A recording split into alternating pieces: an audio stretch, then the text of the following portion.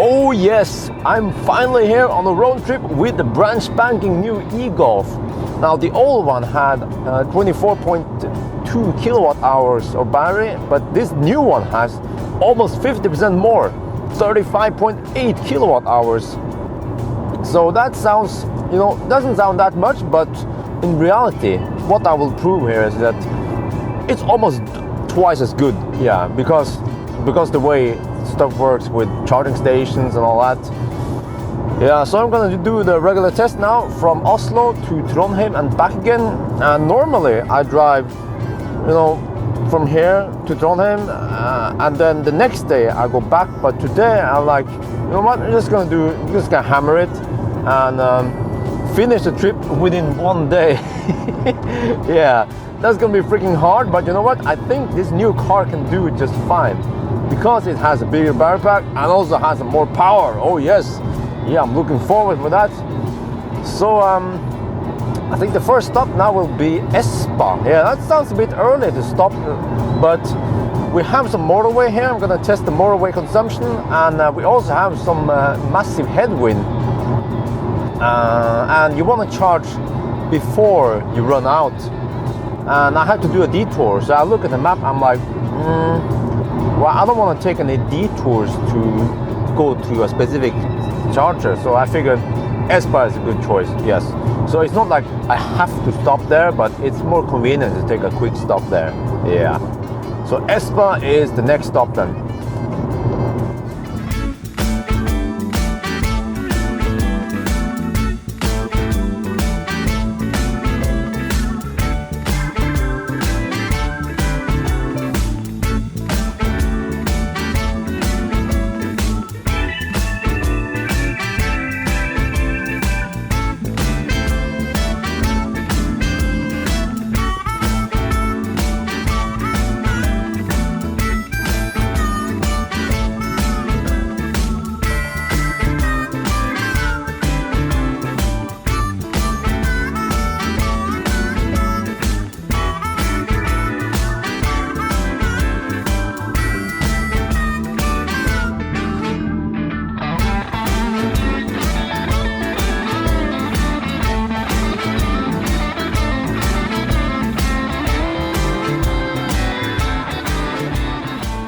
We are finally at the Fortum's fast charger in Espa. Yes, here are the Espa buns. I'm not gonna get any now. Too much bun is not good for you. But anyway, for you guys who don't know, they have expanded with 2 more fast chargers. In the old days, used to only be 2, and now we have 4. So I didn't even check the status on this one if I came here, because I was pretty sure that there would be available spots. Yes, I'm alone. And I noticed that in the beginning, I arrived here with about 47% state of charge. I was charging at 40 kilowatt, which is pretty impressive. So that tells me that I should arrive with, let's say, 30%, no lower than 30%, then I get the good speed. But of course, if I have to go deeper to, let's say, 10%, so I can skip some chargers, then I will also do that.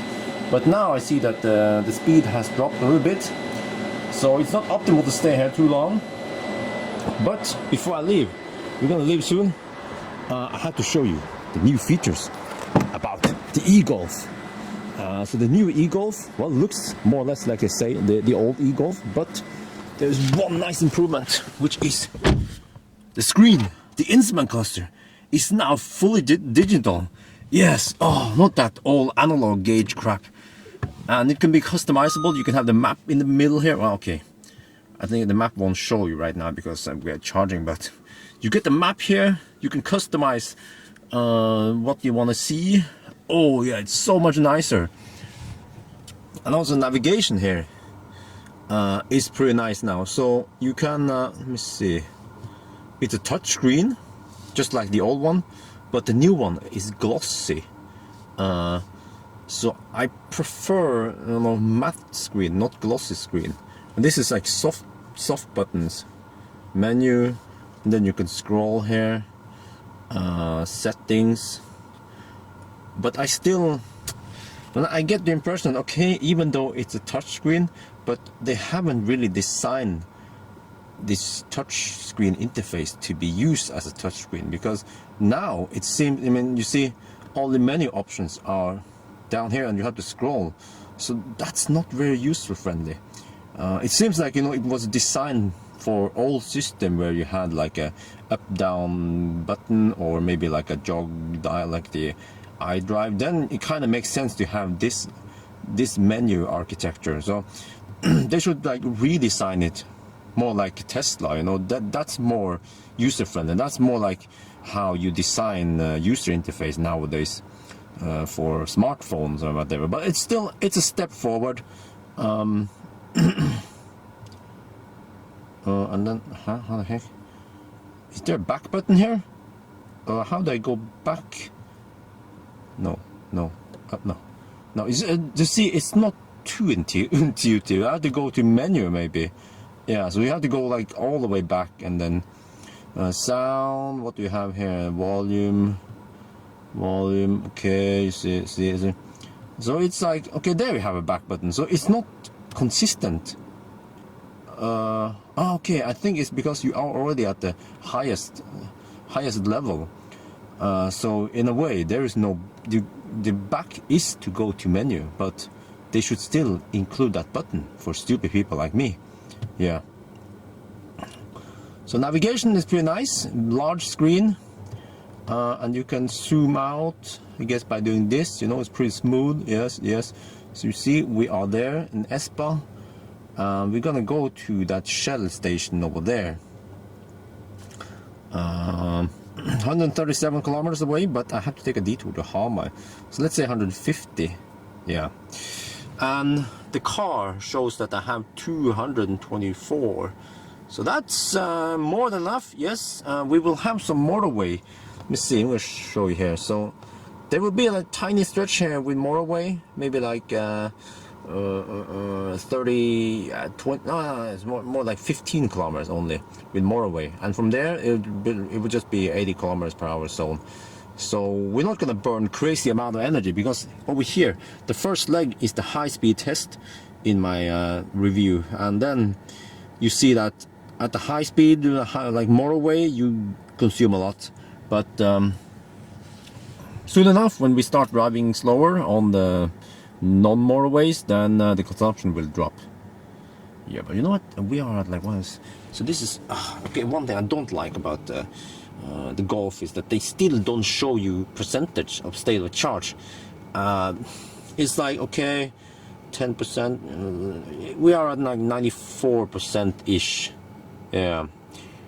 So I think the only way to find out how many percent you have is to look in the app somewhere or something. But at least this car has app support, unlike Ioniq and Kia Soul. So that's good. Yeah, app support where you can preheat the car, you can check charging status, you can change the charging schedule and everything in the app. So that's always nice. Yeah, and as usual, this car has pretty nice a German, I was about to say BMW, but close, you know, the German brother from another mother. Nice interior, useful, you know, sturdy. The leather doesn't seem to wanna like rip off, and it's perforated. It's perforated. Is it ventilated? I don't think it's ventilated. Yeah, so nice seats. The only thing I'm missing is that there is no electric seat for the driver. It's just manual. How to? There's like, let's see. Oh wait, ignition switch on. Oh no, let me switch. Let me stop the engine then. Yeah. So here you only have manual controls. Yeah. But it's pretty cool. The light here, it glows in the dark. Oh yeah. It's cool. Freaking huge pocket here. Yeah. And you know, as for soundproofing, when I tested it last time, it had studless winter tires. Now it has these 16-inch standard tires, and also the rims seem to improve efficiency, drag. So it seems to be like the standard nowadays on EVs, that you have these like aerodynamic wheels, kind of closed wheels, I mean rims, yeah, to improve drag. How much? I don't know. Some people claim 2%, some people claim as much as 5%. But anyway, back to the whole tire thingy, that when I tested it last time, it had Nokian Hakkapeliitta R2 studless tires, winter tires. And those tires are very soft and very quiet. See, these are harder because it's summer tires. So, you know, I got the impression last time that it was super quiet, but this time I could hear the road noise more. So I even want to claim that a Tesla is more quiet, or some of the other cars. I cannot tell. Like, you have to have similar like testing conditions. But I recently tested both Model X and Model S, and you know, they are more quiet than this. So on rough Norwegian tarmac, this e-Golf is kind of noisy. As for road noise, for wind noise, it's freaking quiet, super quiet. Like, okay, I haven't tried it on like 170 kilometers per hour, but there's almost no wind noise. So yeah, what improvements can you do? Well, you can, at least in winter, you can enjoy a really silent ride. Yeah, but you know what, let's check. I've been talking too long again. Let me see, how many percent are we at? We can just look here instead. This one will report. Yeah, 97%. Oh yeah, okay, let's go.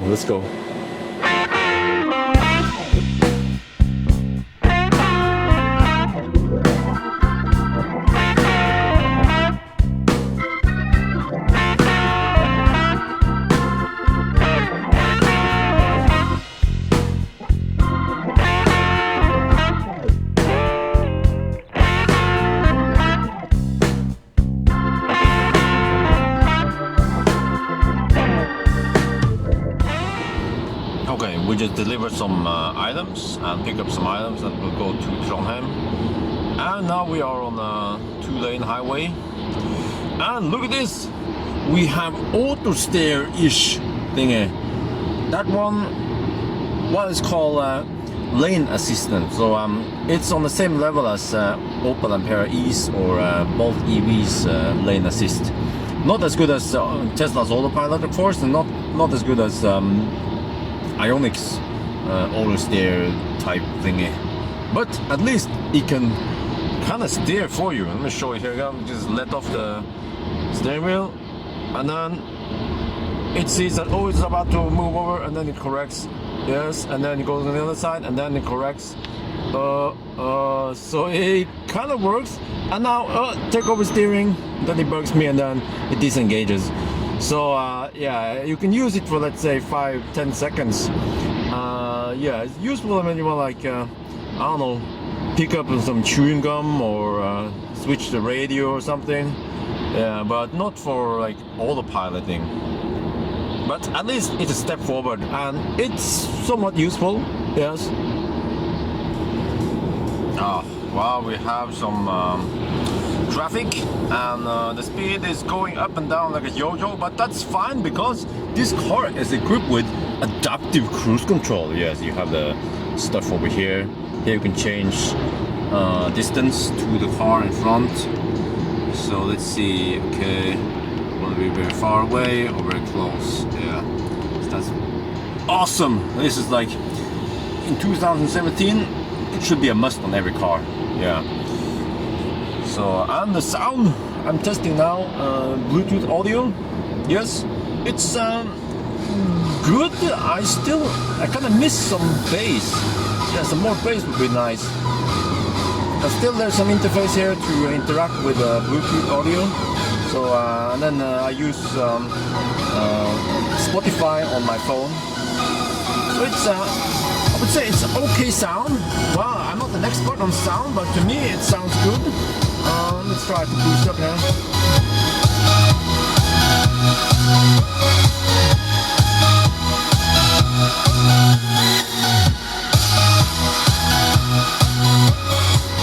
Okay, very firm bass. That's good. I like that deep bass. Well, not too deep, but at least it doesn't sound like it has a subwoofer. But there's some tweeters on the side, some mid bass on the doors, probably some mid bass and tweeters on the back door also, and in the very back, I don't know. But it is sufficient, yeah, for a nice road trip. All right, let's test some hammer power. Now the old one had 115 horsepower. The new one has 134. Oh yes, it feels more powerful. Oh, regen. Oh, okay. Yeah, wow. So that's nice. Yes, you can easily overtake a big rig or something. No problemo.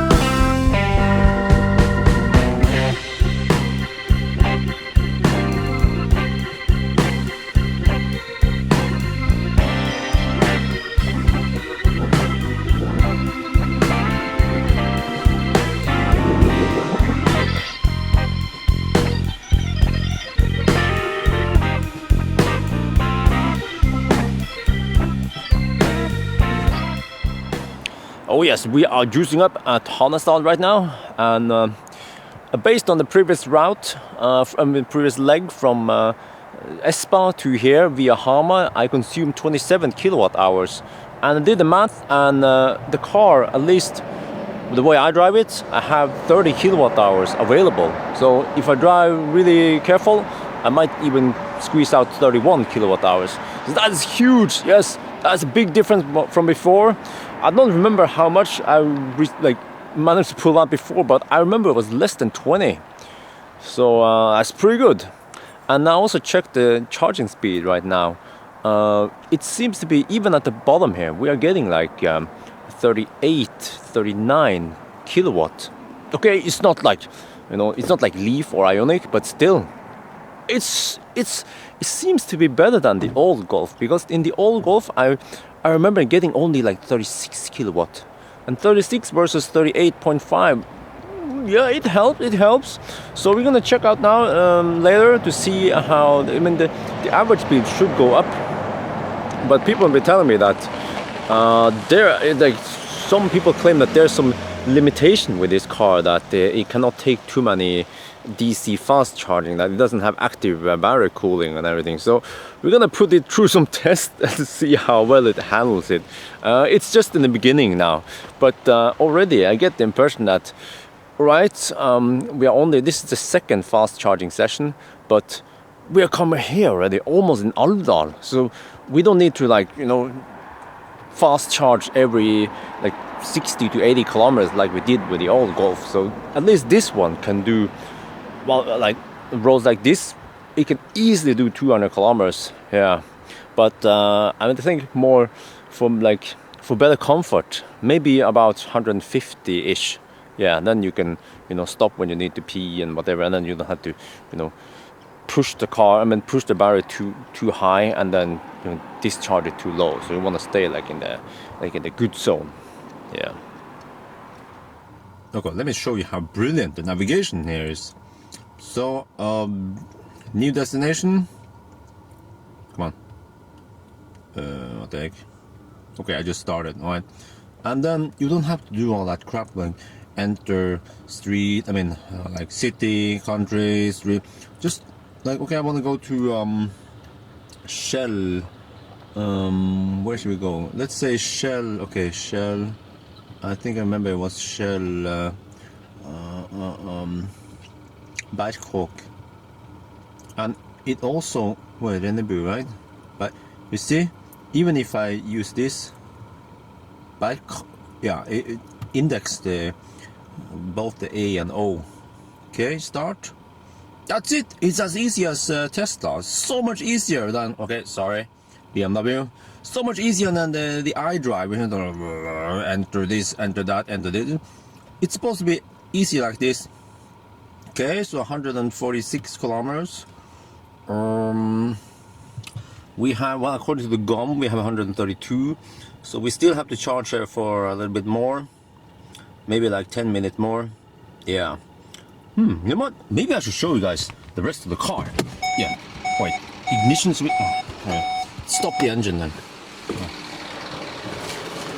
Okay, so here you see the back seats. Yeah. It's nice leather, perforated leather, but they are not ventilated. It's just perforated. But you know, this leather, like I mentioned before, in the Eagle, it feels rugged and strong. Like it can take a beating. What did I say last time again?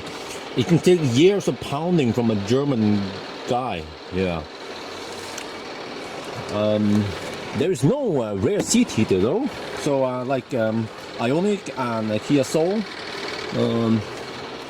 But let me show you the rest in the back here. So of course this is a very compact car, so you can't expect like massive trunk space. Well, I'm doing some nimble tasks over here. Yeah, this is from my crap here. But you see, you have this, and of course you can fold down the seats, and also you see that one will fold down for skis and stuff. So you can, you can take down this middle one. It becomes an armrest. Yeah, with cup holders. Oh yes, you can adjust the cup holders. Oh, this is rubber. Oh yeah, I love like rubber. And then of course, if you want to transport skis in winter, you can do it like this. Yeah, then you can put long items. I don't know how long you want them. And yes, you can also fold. This is pretty nice because it only requires one hand to fold it. Yeah, so I can hold the camera and then just fold it like this. And the space, when the seats are folded, is okay. Like I mentioned, you know, it's not like massive space, and unfortunately, under here, well, I cannot show you too well, but we don't have too much space under here. Unlike Kia Soul, Nissan Leaf. Nissan Leaf is freaking huge. I have like a deep well under here. You can put more stuff, luggage or whatever can be stacked better here. I mean, in the other cars. So I say, you know, luggage space is not the best, but you have to, you know, you have to realize this is a compact city car, really easy to parallel park in tight spaces. Is it a good family car? I don't have a big family, so I cannot decide, but you guys can judge. Yeah. As for charging speed, this is okay. Yes, I talk a lot about charging speed, but you know, it's important for people who want to travel far. So we can do another calculation here. So we have charged for almost half an hour. It seems like the charging speed kind of dropped a little bit. So if we say that we gain 18 point, what's going to be 6? It seems like times 2. Oh, those buses are freaking noisy. Oh crap. Okay, so you see, in the lower end, I was receiving over 38, close to 39 kilowatt. Now it dropped, the whole average dropped to 37. So that means that we are receiving less. We are probably receiving like 35, 36 kilowatt right now. So I'm not sure what's going on, but yeah, it's not the fastest, but it compensates for having really low consumption. Because on the trip here, well, on the motorway, I was hammering it. But as soon as I moved over to you know, slower speed limit areas, the consumption dropped to about 140 watt-hour per kilometer, which is pretty impressive for this car. So they have done something to reduce, I don't know, maybe reduce drag or reduce rolling resistance. So let's try to take a look under the car. Let me see. Well, it's kind of schmutzig here, but ooh. Okay, looks kind of flat. Let me close this one. And there's this weird looking diffuser that has something that looks like fake exhaust. What about the front? Did they do anything with the front? Well, the front looks the same. It looks similar to the old one. It's nice. I like this front. It looks like, ooh, badass. Yeah, you want a piece of me? You want a piece of me? Yeah. Here's a radar, by the way, which is heated. So when I tested it last winter, the old one, it had no problems. Like the adaptive cruise zone had no problems working under snow, slush, whatever. Whereas in the Tesla, it would just knock out all the time. Yeah. And of course, in the front here, you also have cameras. There, You have some camera, well, at least one camera. Yeah, did I say cameras? One camera for detecting lines, you know, for the lane assist, and maybe also for the adaptive cruise control. So I would say it's a pretty well equipped car.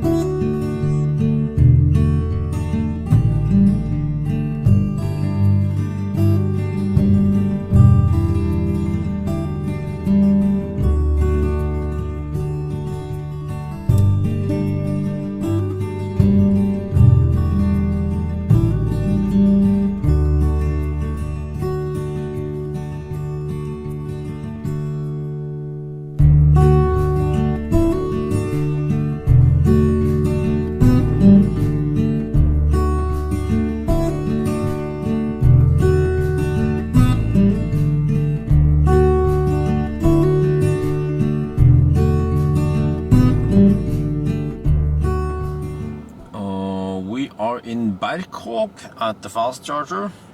Look here, freaking ridiculous low consumption. But if you see the flag, there, you see the flag. We have tailwind, yes. So, but still very low consumption. And if you see here, that seems like 38% left or something. So that means we could at least consume another 30% and probably get 60 kilometers more, but I need to go to the restroom, and then the next fast charger is in Stern. I don't want to go there, so this is a good location. Yeah, so that means we could probably do 200 kilometers just fine. Yeah, but you know, it's not only about you know, stretching the car's limit. We also have to consider what the humans want to do. Oh, we have a small problem here. You see, this is why I wanted to do a long run, not just a short one, to test the car, because we are now on our third fast charging session and this charging speed started dropping. We saw a slight dropping in the beginning. Now, if you count these numbers, we're averaging only 30 kilowatts. And I started a while ago, so it's not like we started at high stereo charge. We started like below 50%. What was it again? 38%. Ooh, so that means that either the charger is slow, which is highly unlikely because I use these chargers a lot with the Tesla and I never experience any slow chargers. Or the e-Golf. Well, okay, let me show you something here. See, we are fast charging right now, and there's no sound. There's no fan sound. In Ioniq, in Ampere E, in in i3, there will be a fan sound, which is active cooling. So this one is just like a Leaf. It doesn't have active battery cooling, and eventually the battery pack will overheat. Like right now, it seems like it's getting to the point where it has to start throttling the speed. That is a bit unfortunate because I still have a long run, but fortunately we have tailwind and we have downhill, so at least the next leg will be like will consume less energy. It will be less power hungry, and hopefully we can cool down the battery pack, but we still have to hammer back home the same way we came from, because you know, some news. Oh, hang on this way. The awesome great news. Tesla called me and they said that Optimus Prime is finished. Well, it was finished on Monday, but they also finished the servicing. So Optimus Prime has now, you know, they fixed the whole emergency stop issue, and they also did some other issues and fixes. And they did, for the first time, the service on Optimus. Probably changed some oil and whatever, and adjusted the Johnson rod. But that means I can get it tomorrow. I could have picked up today, but I'm here, yeah. So that means I'm even more motivated to get back home as soon as possible so I can pick it up tomorrow. Well, that means I have to kind of punish the car. I will probably try to slow down a bit, because at this point I don't wanna like boil the battery. Yeah, So we have to take it a little bit easy, so we don't overheat it even worse than this.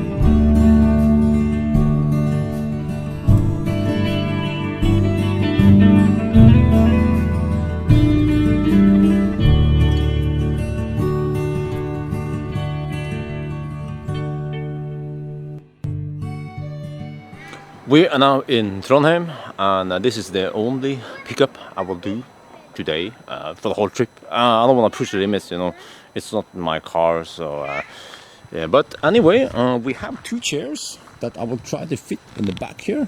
Now the good thing about the e-Golf is that the cargo space is like fairly squared, you know, because of the roof. You see, it goes like all the way flat, so you get like a nice boxy shape here. These ones, they don't fall like completely flat. You don't get like completely flat, but I think that's flat enough. Yeah, some cars you kind of like flip the front there to get it deeper down or something. But let me show you now that we have all the cargo out. So this is just some kind of hard plastic. I don't know, looks very cheap. It's not. It should have been rubber, but it's not. So it's move this away, and this is the trunk. This is pretty much what you can get, because under here we have space for what's supposed to be the spare wheel, and then you have some other stuff over there. And this space, well, I mean, I guess you can try to take this foam thing out, but you cannot really utilize this space that much. This is like standard, so we only have this. Yeah, but I think it should work. Let me try. Okay, that was a piece of cake. Like, well, I haven't packed it optimal. This is like Tetris level 1. I guess I could have fit like maybe 3 or 4 chairs in here if I tried hard enough. But this is good enough. There are some hooks here for cargo, but I didn't bother using them. I just used these ones, just like in the Model S. Yeah, and then just strap it over there, and then yeah, tighten it here, and then yeah, off we go. Now we're gonna go back to Oslo. We are now at the fast charging location at Shell Moholt, and you know, you probably wonder why so many people that have the lights on when they charge, well, at least not Teslas. And you know, there's really one really simple reason, because you have to have like the ignition on or something in order to have in order to get you know, the heater working, or in order to use the navigation or whatever. So yeah, and then many people forget to switch off the lights here. I mean, you can, it's kind of on now. You can switch off the lights here, but then you will forget to switch it on when you start driving. Yeah, so that's a little bit unfortunate. I hope that eventually all the EVs, they will also, you know, have some kind of, I don't know, charge mode, or just some mode where you don't have to kind of power up the car like you do here. Yeah, with the start engine. Like, man, this one is freaking epic. Focus there. Start engine. Yeah, right. I think that's because that button is from the fossil version, and the German engineers didn't bother fixing it. But we have something more important to do. Let's see. Because now I'm looking for food. Now this is the Too Good To Go app. It's a platform where you can buy leftover food. Instead of being thrown away, you can buy it for a cheap price. So I see that we have a bakery in Melhus. They will close in 45 minutes. It takes about, let's see, we can see here. Okay. Right. Okay, so according to this one, 25 minutes to get there. Right, so if I leave in 15 minutes, I should be there in time, right? So they say a bakery with delicious bakery stuff. Ooh, yeah. With some cookies or bread or whatever. So let's buy it. Buy. Proceed to checkout. Okay. I'm gonna use PayPal. Hang on. We have some secret stuff going on here with my PayPal. You can also use credit card. Right, let's see. Trying to pay for it. Oh, success! Woohoo! Sometimes it will get like out of stock. So I have bought one bag of something, leftover bag. Yes. So Lenawagen 63. Let's see. If you go here, menu, not home. Let's go to home. Wait, maybe I input that already. Is this the one? This is one. Route details. Lenawagen. Okay. Yes. That's one. So let's see. Can we zoom out here? Oh, this is a zoom. Look. There's let me adjust here. Okay. See? That's cool. It senses when your fingers are close, just like the old Golf. Whoa, ninja! Right? This is also a nice feature. I haven't seen it any other EV. It shows you the current elevation, 127 meters over sea level. Cool, right? And then let me see if I go to zoom. There's a rocket. Let's press the button. Oh, I just launched a rocket. Yeah. Oh, it's so cool. That must be inspired by Elon Musk. All right. Let me zoom out here. So, what is this? Charging stations? Are they updated? Yeah, but we're gonna charge it for a bit. I don't know how slow we are charging, but that's fine. We will charge for maybe 15 more minutes, and then we're just gonna go and grab some bread or whatever, and then grab some more juice. Oh yeah, great news! I was driving with a hat for the last like 1.5 hours, and it seems to pay off because now I'm averaging almost 32 kilowatts. Well, yes, I know. You guys will only laugh at me, but 32 is good recovery, yes. So, you know what? From now on, we're not gonna hammer it. Just gonna try to take it easy. Drive like I don't know. Drive like my last journey. Not drive like I stole it. And what the heck? Is it 19 degrees Celsius outside? That is warm. Yeah. But you see, what is the point of showing me this when I get in the car? So if I want to see the rest, I have to fire up the engine. Then the display changes. And then I see this, state of charge and everything, what I want to see. Alright, let's see then.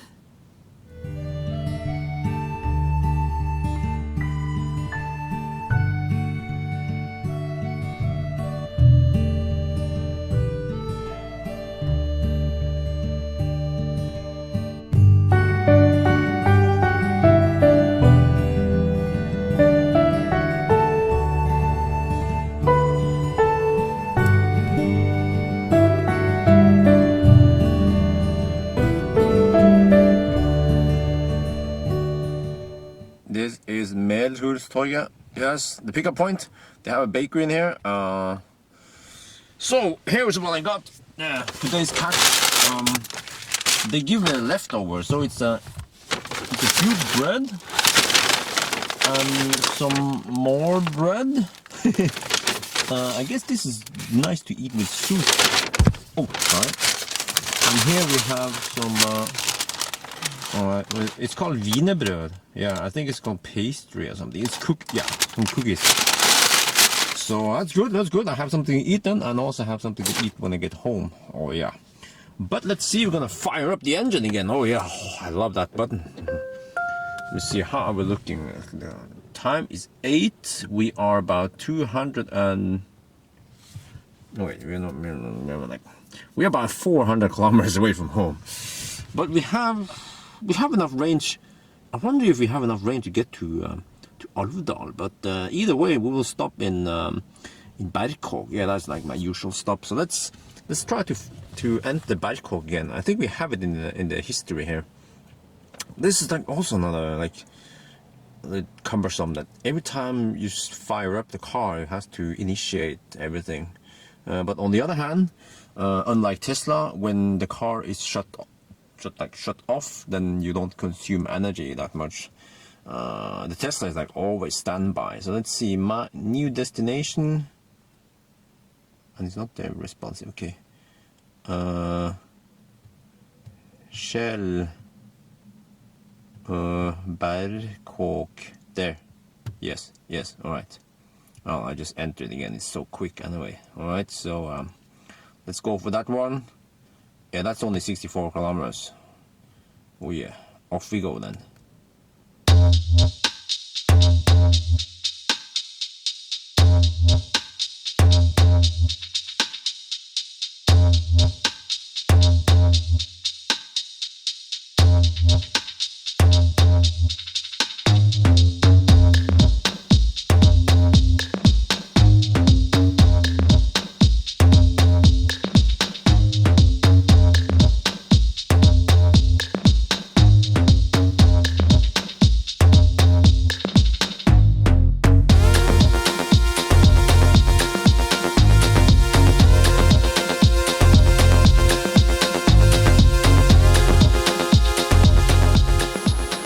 We are now at Fortum's fast charger in Berkak. Yeah, back here.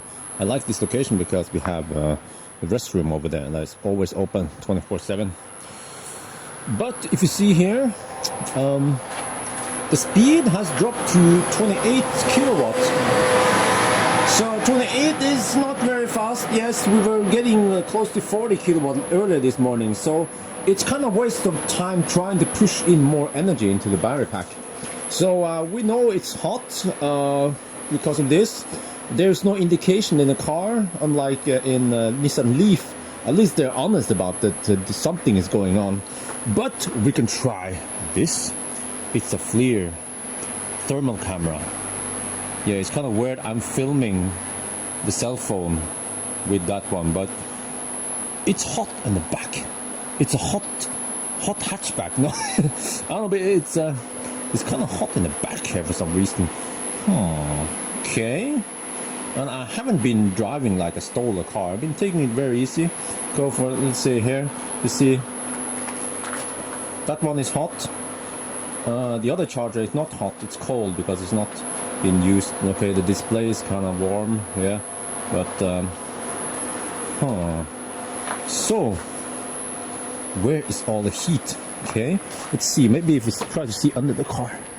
Oh, let me see. Okay, so if you try to film under the car here, is that the battery pack? That is kind of hot. Ooh, seems like it. What about on this side?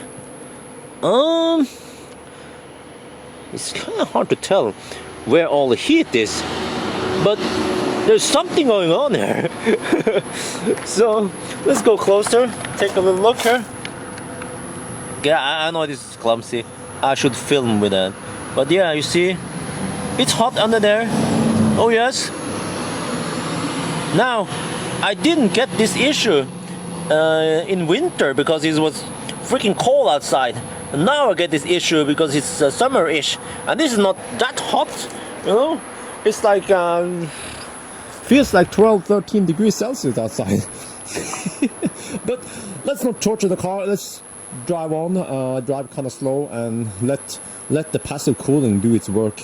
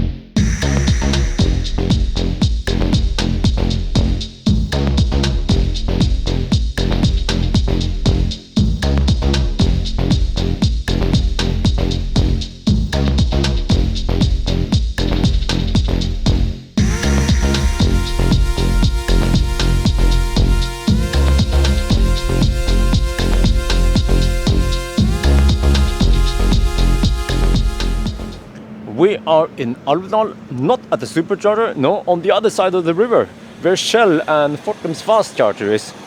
So I saw in the car that I could have reached the next one, which is what's it again? Oh, what is it called again? Hanestad. Yeah, Hanestad. But I figured, you know, I want to have a hot dog. I also needed to clean the front windscreen of the car. So the lights are on now because I kind of like idle the car to heat it up. And it took freaking forever. Not for charging. The charging is fine. I'm charging at 30 kilowatt now. But at the gas station, I had to wait for that dude. He was busy making a burger or something. Yeah.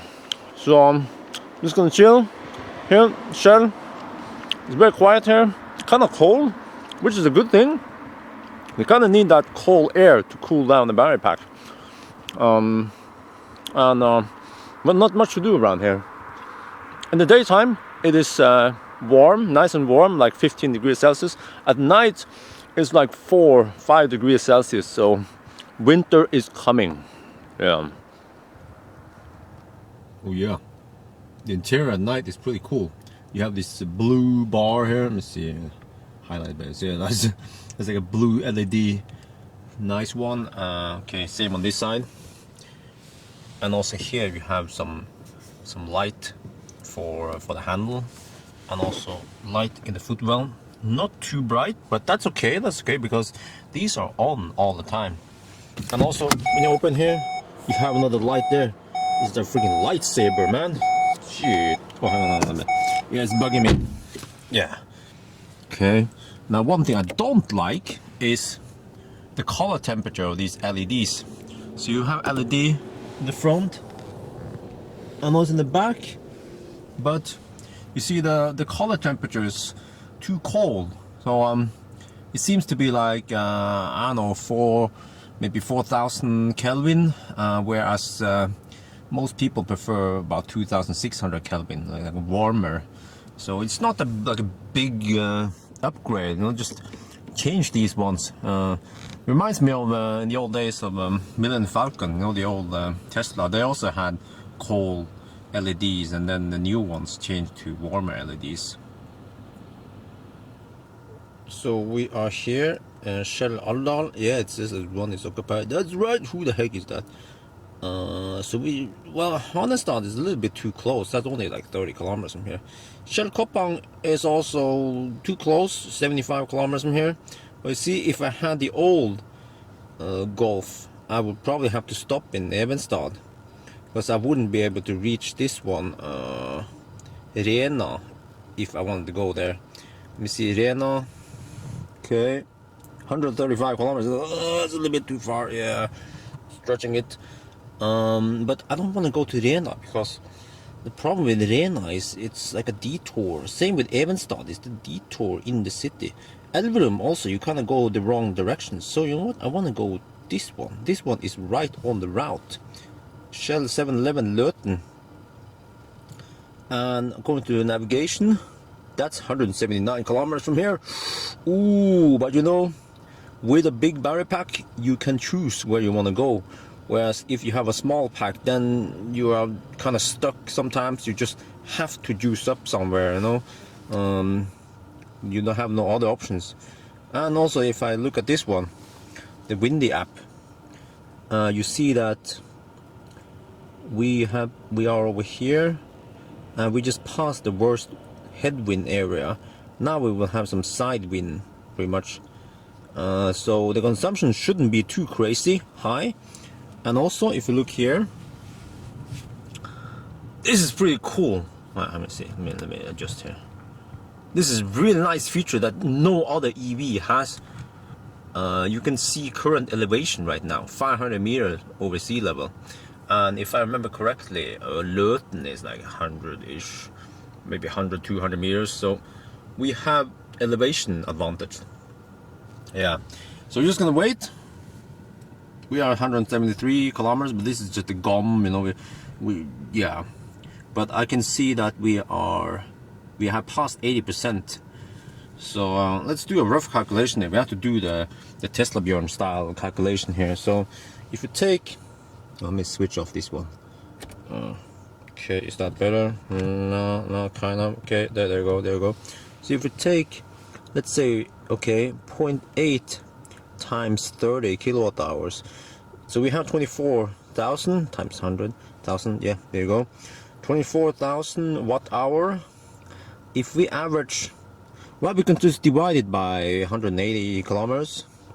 So we can average, 133. That's not gonna happen. Yeah, we need more.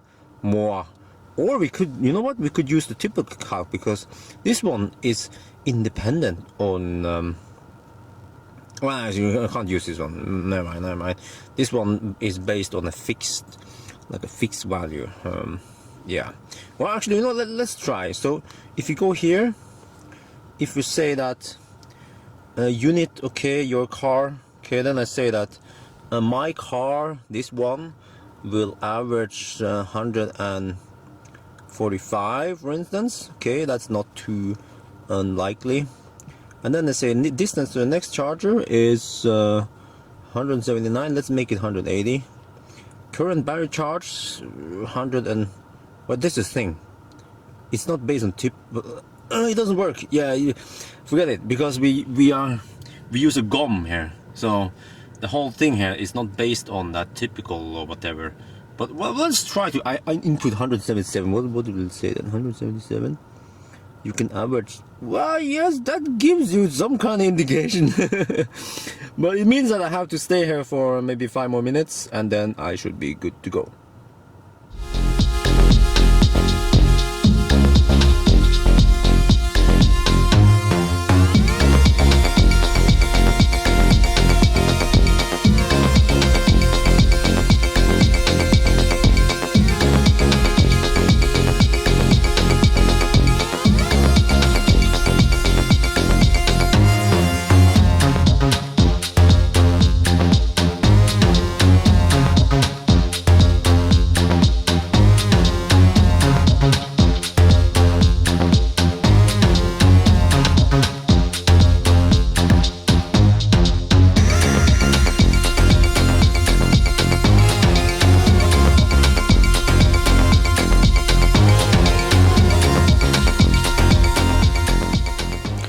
We are at the fast charger in Loten. This is going to be the last fast charger for today.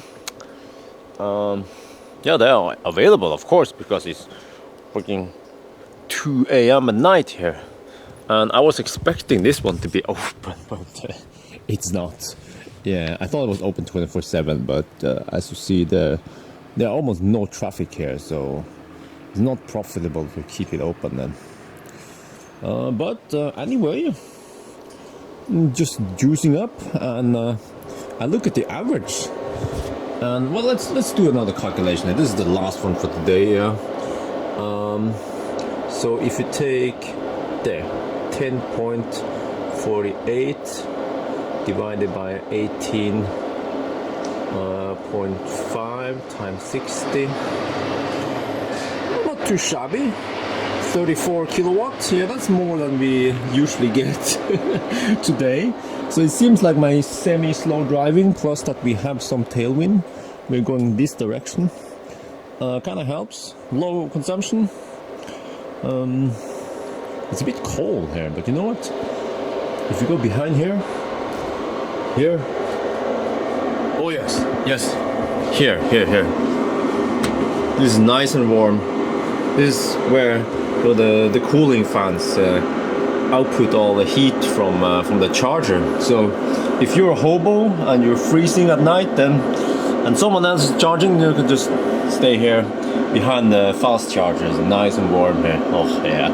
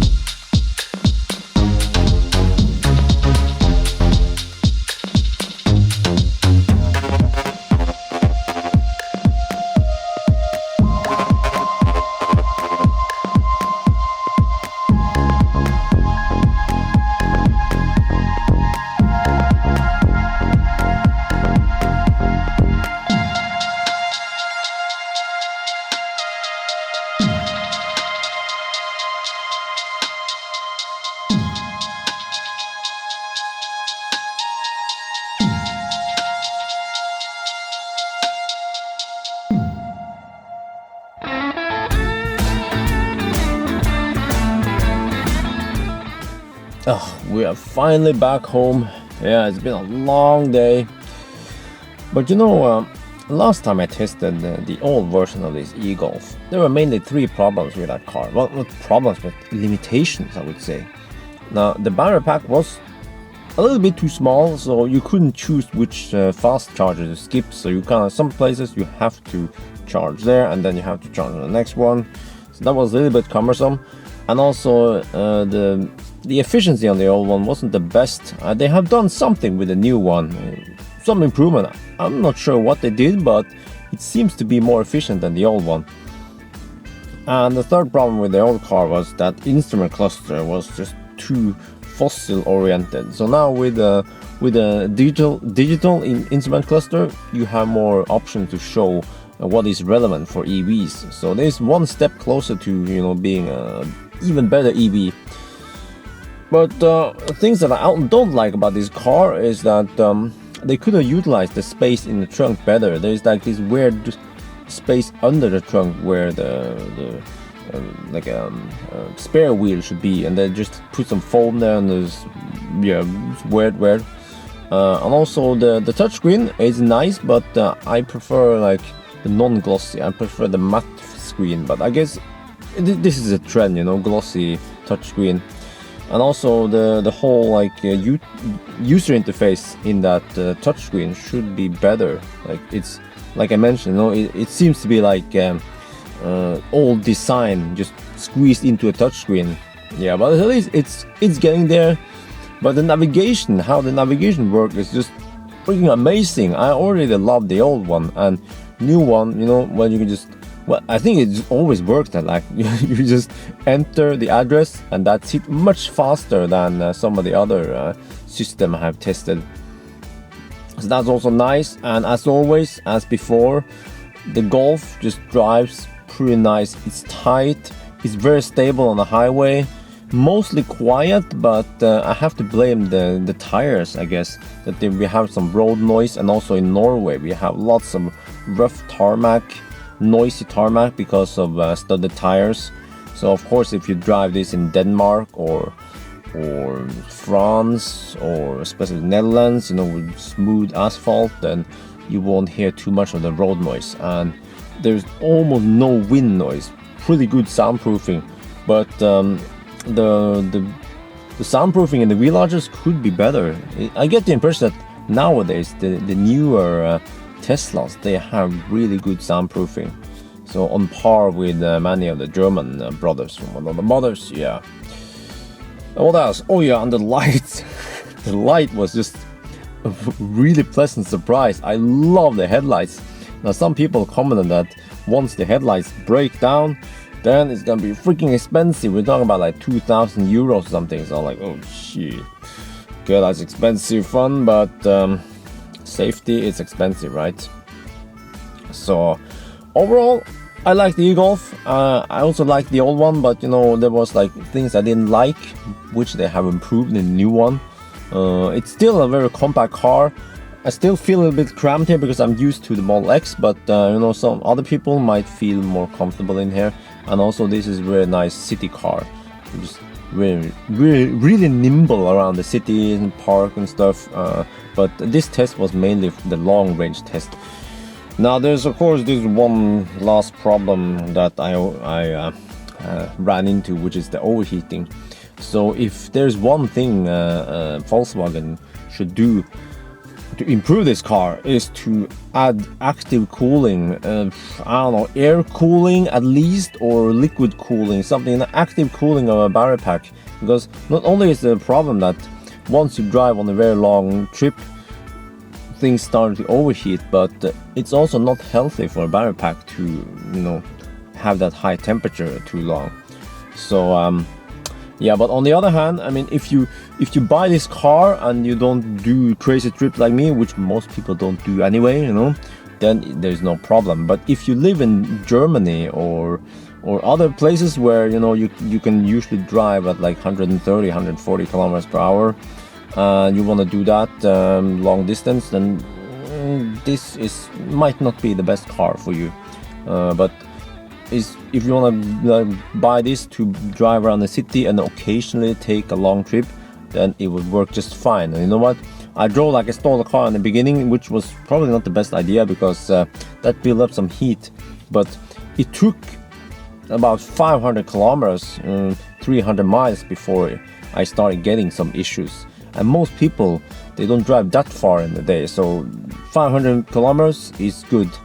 And this also proves that when you have a bigger battery pack, it will take longer before things start overheating. So that is, of course, good news for people who wants the new the new Nissan Leaf, which has a bigger battery pack, but which also doesn't have active cooling.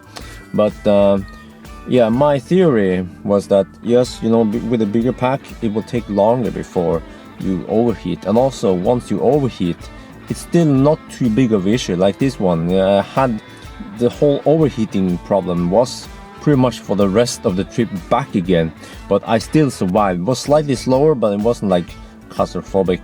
That's what I'm also assuming will happen with the Leaf if you push it really far. But you know, if you don't push it that far in the beginning, then the whole trip will probably be good. Yeah. So yes, that's it for now then. I hope you guys like this review. It's not like a typical car review. I might have missed some points, sorry for that, but yeah, that's it for now then. Bye bye.